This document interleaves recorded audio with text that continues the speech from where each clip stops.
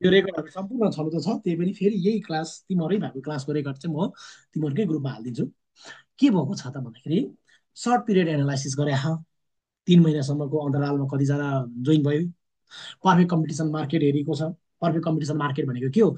जो पनि आएर बेच्न नि मिल्ने, किन्न नि मिल्ने। मेरो ट्युसन सेन्टर एउटा मात्रै छैन, अरूको पनि ट्युसन सेन्टर छ, त्यसलाई पर्फेक्ट कम्पिटिसन मार्केट भनेर भनिन्छ। अनि पो के हुन्छ त, बेरोजगार आउँछ त। लुगा पसल एक्लैले खोल्यो भने अरू कोही आउनु नमिल्ने हो भने त्यहाँ बेरोजगार भएन फेरि। Close economic. क्लोज इकोनोमिक भनेको हामीले भित्री व्यापार गर्न मिल्ने। माक्रो इकोनोमिक एनालाइसिस, पुरै वर्ल्ड वाइड इकोनोमिक एनालाइसिस गर्नका लागि चाहिँ सहयोग मिल्ने। त्यो भयो भने बेरोजगार कम हुने। Law of diminishing return. Diminishing return भनेको चाहिँ सधैँ घट्दै जानेको रिटर्न। यस्तो चाहिँ घट्दै जाने रिटर्नलाई चाहिँ के भन्छ? डिमिनिसिङ भन्छ।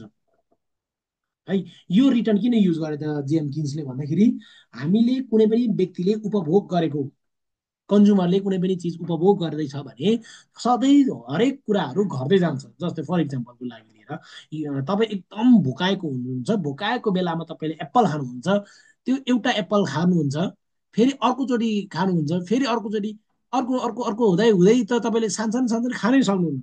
त्यहाँ भनेको डिमिनिस के घट्दै जान्छ। जब एउटा कुरा एउटा प्रडक्टमा चाहिँ इन्ट्रेस्ट घट्दै जान्छ, त्यसपछि हाम्रो फेरि अर्को प्रडक्टको डिमान्ड बढ्न थाल्छ। त्यसपछि फेरि के हुन्छ त, इफेक्टिभ डिमान्ड बढ्न बढाउँछ। त्यो कारण जब इफेक्टिभ डिमान्ड बढ्छ, फेरि के हुन्छ त, तिमीहरूको अनइम्प्लोइमेन्टको प्रब्लम सल्भ हुँदै जान्छ। Labour has money illusion. जो काम गर्ने मान्छे श्रमिक हुन्छ, उसलाई चाहिँ पैसाको मात्रै इल्युजन कि, जसरी हुन्छ एन्नी हौ पैसा कमाऊ, यही इल्युजन राखेर हिँड्ने हुन्छ। जस्तो सुकै काम पाओस्, बाल भएन तर पैसा चाहिँ आउनु पर्यो। तर वेज रेट कति आउनुपर्छ भन्ने कुरा कतिले थाहा हुँदैन। तिमीले काम गरिरहेछौ, तिम्रो कति वेज आउनु पर्ने, वेज रेट कति पैसा आउनु पर्ने तिमीलाई, तिम्रो स्किल अनुसार कति पैसा आउनु पर्ने तिमीलाई थाहै छैन। तर अरूले पैसा तिमीलाई दिइरहेको छ। अरूले के गरिरहेको छ त, दिइरहेको छ होइन। त्यो के हो त, मनी इल्युजनको कारणले गर्दाखेरि। अब पैसै अभाव भइसकेपछि त जस्तो सुकै मेरो है, हेर्ने हो भने मैले चाहिँ मानव महिनामा 70,000 खान्छ अरे, तर कुनै ठाउँमा चाहिँ 40,000 दिए पनि पैसा नभइसक्यो, त्यही 40,000 भए पनि त जानु पर्यो नि त। के भइरहेछ त, त्यसले गर्दा पनि अनइम्प्लोइमेन्टको प्रब्लम सल्भ भइरहेको छ, डिमान्ड बढिरहेको छ। यो कुराहरूलाई थोरै थोरै, यदि 10-15 मार्क्स आएको छ भने यही सर्ट पिरियड एनालाइसिस गर्नु थोरै डिस्क्राइब गर्नुपर्छ तिमीहरूले। मैले गरिदिएको छुइनँ, यहाँ पोइन्ट मात्रै लेखिदिएको छु, अहिले भनेर डिस्क्राइब गरिदिएको छु। पछि इक्जाममा जाने टाइममा चाहिँ पोइन्ट लेखेर थोरै 15 मार्क्स छ भने चाहिँ डिस्क्राइब गर्नुपर्छ, यदि 10 मार्क्समा छ भने चाहिँ नगर्नु है। ठिक छ। अनि त्यसपछि according to the Keynesian, effective demand is determined by the principle of effective demand. अब एकदम धेरै इम्पोर्टेन्ट हो कि स्टुडेन्ट यो, मैले त्यसै भनेको होइन, यो एकदम धेरै इम्पोर्टेन्ट हो, 15 मार्क्स नै आउन सक्छ यो पालि। According to the Kinsen, effective demand is determined by the principle of effective demand. Kinsen अनुसार चाहिँ इफेक्टिभ डिमान्ड चाहिँ इफेक्टिभ डिमान्डको प्रिन्सिपलले डिटरमाइन गर्दो रहेछ। के एउटा लेख झ्याप्पै पारेर, अब लेखेको छैन होला। एउटा एग्रिगेट डिमान्ड फङ्सन, अर्को aggregate supply function. Aggregate demand function र एग्रिगेट सप्लाई फङ्सनले चाहिँ के गर्दो रहेछ त, इफेक्टिभ डिमान्डलाई इफेक्ट गर्दो रहेछ, मेजर गर्दो रहेछ। इफेक्टिभ डिमान्डले के मेजर गर्दो रहेछ त, एग्रिगेट डिमान्ड, एग्रिगेट सप्लाई। यही हो हामीले हिसाब गर्नुपर्ने, यही हो हामीले मेन कुरा जान्नुपर्ने। Aggregate demand, aggregate supply. के effective demand is determined by the principle of effective demand. Effective demand कसले डिटरमाइन गर्दो रहेछ? प्रिन्सिपल अफ इफेक्टिभ डिमान्डले। के एग्रिगेट डिमान्ड फङ्सन र एग्रिगेट सप्लाई फङ्सन। मैले भनेको कुरा सुनेर बस, पछि एकचोटि इक्जाममा जाँदा सट्टै हेर्दा पनि पुग्छ। The origin of Kinsen's theory of employment is the base of the principle of effective demand. यो हेर न, किन्सेन थ्योरीको ओरिजिनल नै प्रिन्सिपल अफ इफेक्टिभ डिमान्डमा चाहिँ बेस रहेछ। इफेक्टिभ डिमान्ड हुनु भयो। Effective demand is equals to national income. हो त होइन र? जब डिमान्ड बढ्छ अनि पो नेसनलले पैसा कमाउन थाल्छ त, पैसा होइन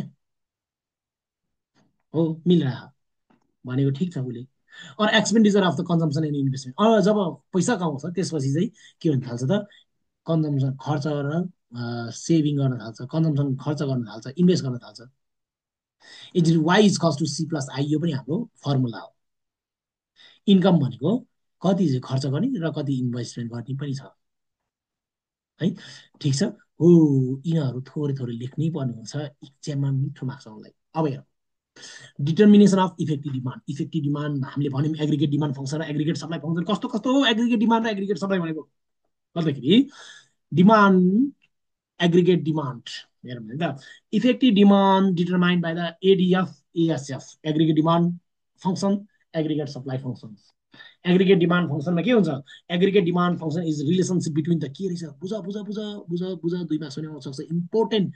मैले बारम्बार भनिरहेको छु, यसरी मैले पढाउँथिनँ, इम्पोर्टेन्ट भएको भएर मात्रै पढिरहेको छु। Aggregate demand, aggregate demand is the relationship between the various level of employment and expected income from the sales of output. Aggregate demand function भने के रहेछ त, एउटा यस्तो रिलेसन्स रहेछ जहाँ चाहिँ इम्प्लोइमेन्ट चाहिँ धेरै, उनीहरूको इम्प्लोइमेन्ट जति कति कति, उनीहरूको लेभल छुट्टै, कसैलाई एकाउन्टेन्ट आउँछ, कसैलाई इन्जिनियरको काम आउँछ, कसैलाई डक्टरको काम आउँछ, कसैलाई होटलको काम आउँछ, कसैलाई बत्तीको काम आउँछ, बिजुलीको काम आउँछ, कसैलाई पानीको काम आउँछ। के रहेछ त, एग्रिगेट डिमान्ड भनेको जेको सुकैको काम आओस् डिमान्ड हुनु पर्यो। रिलेसन केसँग relation, expected income from the sales of output. जतिसुकै काम गरे पनि, जति काम गरे त्यो अनुसारको हामीले एक्सपेक्ट गरेको इन्कम चाहिँ हुनु पर्यो। चाहे मैले जेसुकै काम गरोस्, मैले यहाँ अहिले टिचिङको काम गरिरहेको छु हो, टिचिङको, यो त मेरो आफ्नै भयो नि त। आफ्नै भएको भएर तिमीहरू 2जना 4जना भयो भने म पढाइरहेको छु। यदि अर्काको भएको भए त मैले, यदि अर्काको स्टुडेन्ट भएको म 30जना नभइकन म स्टुडेन्ट पढाउँथिनँ होइन। आफ्नै स्टुडेन्ट भएको भएर यति पढाएँ मैले। यदि अरू यही चिज अरूले स्टुडेन्ट मलाई दिने हो भने म 30जना भन्दा लो स्टुडेन्ट पढाउँदिनँ, बरु पढाउँदै पढाउँदिनँ। एउटा क्लासको 25,000 चाहिँ मैले लिनु पाइनँ भने, मन्थली लिनु पाइनँ भने म क्लासै गर्दिनँ होइन। मलाई त के आफ्नै भइसकेपछि के जस्तो लाग्छ भन्दाखेरि, अरूले मलाई अफर गरिरहेको छ र कति अफर गरिरहेको छ जस्तो लाग्छ कि। अरू इन्स्टिच्युटहरूले धेरैले अफर गरिरहेको हुन्छ, कति अफर गरिरहेछ, मेरो लेभल कति हो, मेरो एक्सपेक्टेड इन्कम कति हो, र उनीहरूले अफर कति गरिरहेछ। पर मन्थ मलाई चाहिँ 1 आवरको अनलाइनको लागि 25,000 दियो भने चाहिँ म काम गर्थेँ, नत्र गर्थिनँ है। ल, यो अरू छुट्टै छुट्टैहरू छ है त, कि त पर्सेन्टेज बेसमा हुनु पऱ्यो, कि त 25,000 दिनु पऱ्यो है त। यो भनेको डिमान्ड बढी सँगसँगै इम्प्लोइमेन्टको लेभल अनुसारको एक्सपेक्टेड इन्कम हुन्छ। इफ द इम्प्लोइमेन्ट इन्क्रिज, यदि काम गर्ने रोजगारी इन्क्रिज भयो भने आउटपुट अल्सो इन्क्रिज।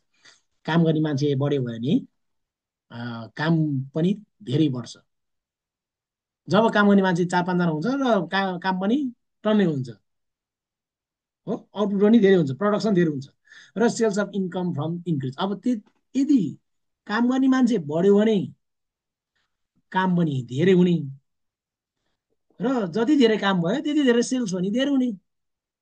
यो चाहिँ एग्रिगेट डिमान्ड फङ्सनले भन्दो रहेछ। ठिक छ। It can be so in the figure. अब फिगर चाहिँ यसरी बनाउने, ल फिगर यहाँ हेर, म बनाएर सिकाइदिन्छु, बनाएर देखाइदिन्छु। फिगर बनाउने तरिका, एग्रिगेट डिमान्ड हुनु पर्यो, के हुनु पर्यो, एग्रिगेट डिमान्ड हुनु पर्यो। हेर, जहिले पनि एक्स एक्सिस र वाइ एक्सिस हाल्नु पर्यो। हो इम्प्लोइमेन्ट, यो भनेको कस्ट राख्नु पर्यो, खर्च। एग्रिगेट डिमान्ड जहिले पनि झुकेको हुन्छ, एग्रिगेट डिमान्ड यसरी भन्नु पर्यो, एग्रिगेट डिमान्ड फङ्सन जहिले पनि एग्रिगेट डिमान्ड के हुन्छ त, डिमान्ड मात्रै चाहिँ तपाईँको डाउनवार्ड स्लोप हुन्छ भने एग्रिगेट डिमान्ड चाहिँ अलिकति कर्भ स्लोपको हुन्छ, कर्भ स्लोपको बनाउनु पर्यो। ठिक छ, यति बनाउनु पर्यो है। बनाउनु त आयो नि एग्रिगेट डिमान्डको। त्यसपछि जब एग्रिगेट डिमान्ड बनाइसक्छ त्यसपछि एग्रिगेट सप्लाईको कुरा गर्ने। एग्रिगेट डिमान्ड यो भयो। अब एग्रिगेट सप्लाईको कुरा गरौँ।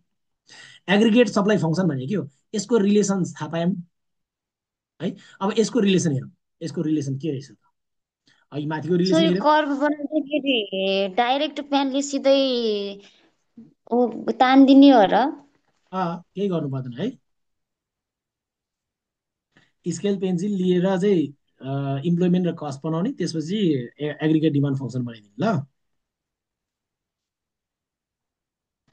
ल हेरौँ, एग्रिगेट सप्लाई फङ्सन। अब एग्रिगेट सप्लाई फङ्सन के हुँदो रहेछ त, Aggregate supply function is the relationship between the various level of employment and the amount of money an entrepreneur must get from the sales of output.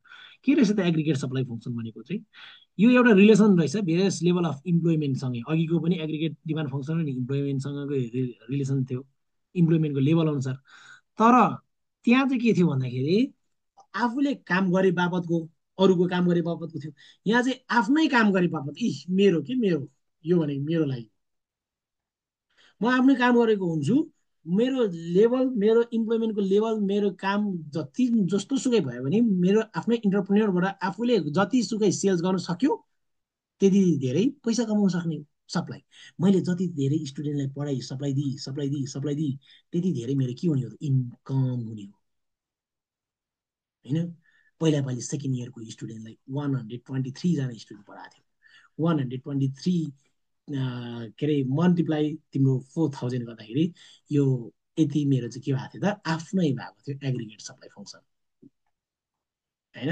यो पालि second इयरको student आएन third इयरको student हुनुहुन्छ बरु third इयरको student बढाएको छ third इयरको student 50 70 86जना जति भयो होला मेरो विचारमा 86,000 इन्टु 4000 गर्दाखेरि यो मेरो लागि के हो त एग्रिगेट सप्लाई भयो अब यसमा पनि त मैले त के गर्नु पाएँ त म इन्टरप्रेन्योर भइसकेपछि मैले त विभिन्न टिचर राखेको छु टिचरहरूको पैसा दिनु पर्यो तिमीहरूलाई एकाउन्ट टिचरले पढाउँछ हो एकाउन्ट टिचरको त्यति स्टुडेन्टले त्यो टिचरलाई पुग्छ उहाँ पिएचडी गरेको मान्छे उहाँलाई मैले एकाउन्टबाट चाहिँ 20,000 दिनुपर्छ स्टुडेन्ट कतिजना जोइन हुन्छ मन्थली 20,000 दिनुपर्छ स्टुडेन्ट कतिजना जोइन हुन्छ 10जना पनि जोइन हुँदैन होला मेबी 10जना जोइन भयो भने 10,000 त्यो त वान टाइम हो नि त तिमीहरूको इक्जाम जति धेरै टाढोसम्म गयो महिनाको जति धेरै पुग्यो 20,000 दिँदै जानुपर्छ टिचर त्यसरी हायर गरेको हुन्छ तर यो पालि सेकेन्ड इयरको स्टुडेन्ट त्यति पुगेन केही पनि छैन थर्ड इयरले कभर गरे है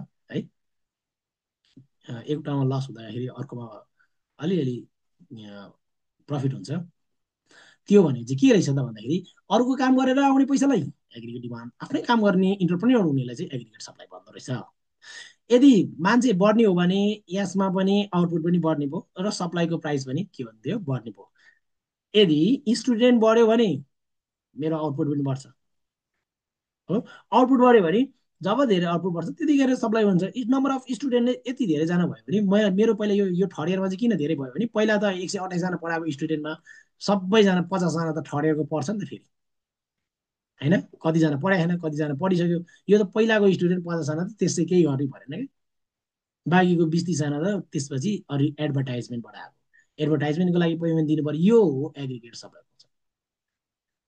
है आफ्नै काम गर्दाखेरि पैसा झ्याप झ्याप आउँछ झ्याप झ्याप जान्छ जसले अलिकति सेभिङ गर्न सकिन्छ उसले चाहिँ कमाउँछ इन्डस्ट्रीमा टिक्छ मार्केटमा टिक्छ होइन भने टिक्दैन म त त्यो सेभिङ गर्ने मान्छे नै होइन है फेरि खासमा भन्नुपर्दा पैसा गएकै गर्छ के हुन्छ हुन्छ मन्थली आखिरमा चाहिने हाल्छ जसरी भए पनि 60,000 त मन्थली त चाहिने हाल्छ मेरो सानो अफिस छ सानै अफिसमा पनि यति हुन्छ मान्छेहरूको ठुलो ठुलो हुँदाखेरि महिनाको 3 लाख 4 लाख खर्च हुन्छ है मेरो अफिसमा मात्रै भन्दा म त दङ्ग पर्छु होला म कसरी चलाउने होला यत्रो त्यस्तो जस्तो लाग्छ अब यो दुइटै हेर एग्रिगेट डिमान्ड फङ्सन र एग्रिगेट सप्लाई फङ्सनलाई चाहिँ मिलाउने हो भने पहिला सुरुमा एग्रिगेट सप्लाई फङ्सनको ड्र बनाउँ है एग्रिगेट सप्लाई फङ्सनको ड्र बनाउनलाई एक्स एक्सिस लिने वाइ एक्सिस लिने जेरो लिने या इम्प्लोइमेन्ट लिने कामदार लिने या चाहिँ कस्ट लिने अघि एग्रिगेट डिमान्ड यस्तो टाइपको थियो भने एग्रिगेट सप्लाई चाहिँ यस्तो टाइपको बनाउने एग्रिगेट सप्लाई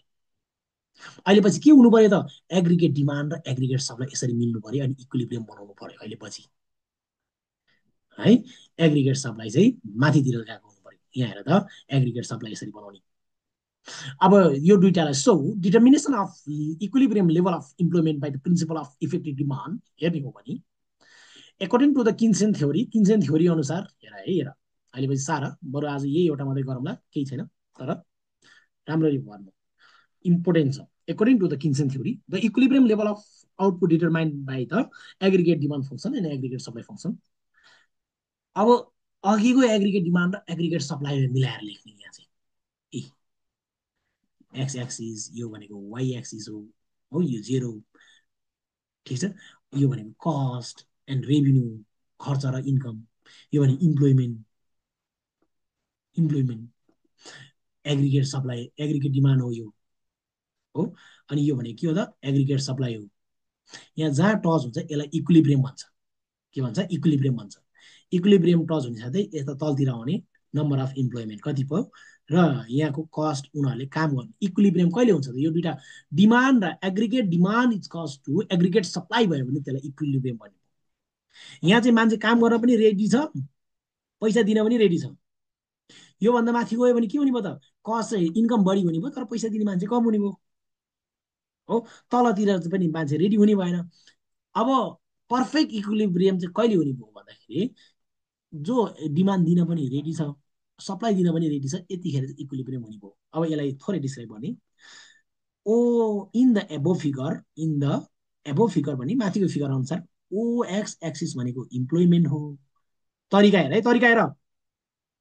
ओवाई एक्सिस भनेको कस्ट एन्ड रेभिन्यू हो, जहाँ चाहिँ ओबाट खिचेको डाउनवर्ड स्लोपिङ भएको कर्भ भएको चाहिँ एग्रिगेट डिमान्ड हो भने अपवर्ड कर्भ भएको एग्रिगेट सप्लाई हो। जहाँ दुईटै इक्वेलमा मिलेको छ, टच भएको छ सर यहाँसँग, त्यसलाई चाहिँ एकैछिन त्यसलाई चाहिँ इक्विलिब्रियम भनिन्छ भनेर भन्नु पर्यो। हजुर भन्नु। एग्रिगेट डिमान्ड चाहिँ डाउनवर्ड स्लोपिङ हुनुको कारण चाहिँ के हो सर? डिमान्डहरू चाहिँ के हुन्छ भन्दाखेरि हाम्रो यो इक्विलिब्रियम कन्डिसनमा डिमान्डहरू कम हुँदै गयो। किन कम हुँदै गयो भन्दाखेरि पहिला सुरुमा बढ्दै थियो, मान्छेहरू बढ्दै थियो। अब मान्छेहरूले उनीहरूले भनेको अनुसार प्राइस पाएन, अनि त्यसपछि उनीहरूले भनेको अनुसार वेज पाएन, त्यही भएर डाउन भएको है। ल यो सार्नु, यो मजाले पढ्नु होला। भोलि हामीले पढ्यो भने उयो पढ्नुपर्छ, यहाँ हेर त साइकोलोजिकल ल अफ कन्जम्सन पढ्नुपर्छ। बुझेन भने यो भोलिको क्लासमा डिस्कस